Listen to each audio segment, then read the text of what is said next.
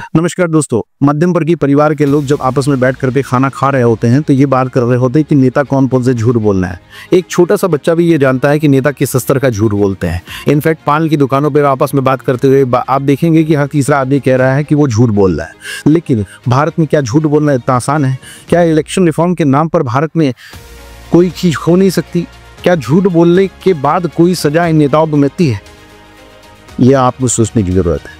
जी हाँ, बिहार में कोई नेता उठ करके आकर के आपको कहता है कि 1 करोड़ सरकारी घरों में नौकरी दे दिया जाएगा, लेकिन भारत में पूरे भारत में ही 1 करोड़ सरकारी नौकरी नहीं।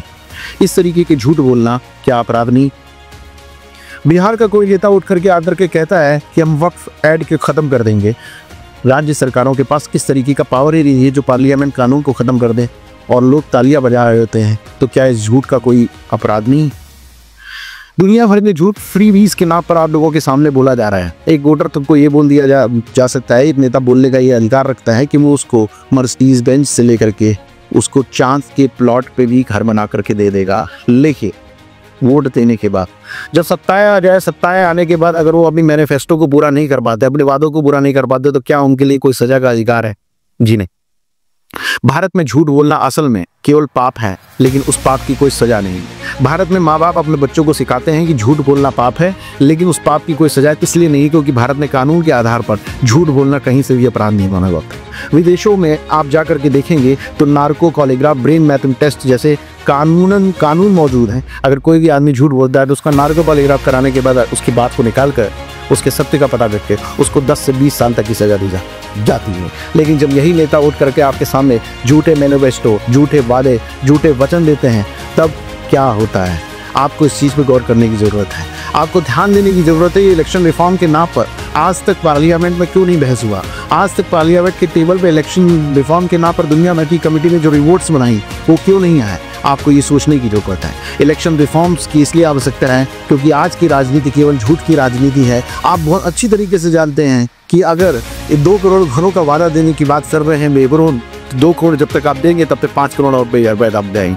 आप 1 करोड़ नौकरी देने की बात करते हैं, जब तक आप 1 करोड़ रोजगार देने की बात करेंगे तब तक 3 करोड़ और बेरोजगार पैदा हो पाएंगे। ग्राउंड पे कोई काम नहीं करता। वोटरों को लुभावनी बातें कहना, कर्जा माफ कह देना, 8,000 रुपये दे देना, सरकारी नौकरी दे देना, 20,000 रुपये महिलाओं में अकाउंट में पहुँचा देना, दुनिया भर के वादे किए जा सकते हैं। राजनीति में झूठ बोलना एक परम उत्तरदायित्व कर्म माना जाता है। उसके बाद भी अगर जब उनसे प्रश्न पूछा जाएगा तो वो कहेंगे कि हम अपने प्रयास में हैं, हम चीज़ों को कर रहे हैं और हम अपने मैनिफेस्टो को लागू करेंगे।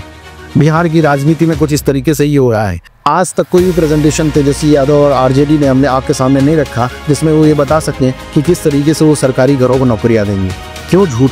क्योंकि झूठ के बल पे ही आपका इलेक्शन चल रहा है। इलेक्शन रिफॉर्म के नाम पर कभी आज तक पार्लियामेंट में कोई बहस नहीं हुआ। मैं दोबारा इसलिए कह रहा हूँ क्योंकि आज भी 1950 का पीपल ऑफ रिप्रेजेंटेशन एक्ट लागू है और उसी के आधार पे ये देश चल रहा है, राष्ट्र की सत्ताएं चल रही है। जिस राष्ट्र की सत्ता झूठ के आधार पे चल रही है, उस राष्ट्र का विकास और विकसित भारत बनाने का सपना टूटता हुआ नजर आएगा, क्योंकि झूठ के आधार पर कोई चीज़ें चलती नहीं है।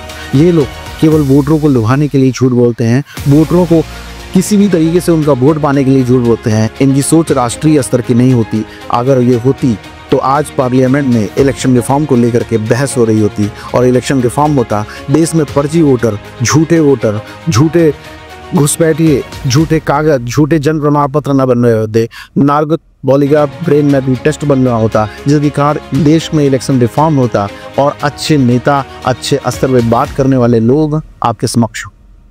आप बने रहे न्यूज़ लाइन नाउ पर, देखते रहे न्यूज़ लाइन नाउ, लाइव खबर लाइव।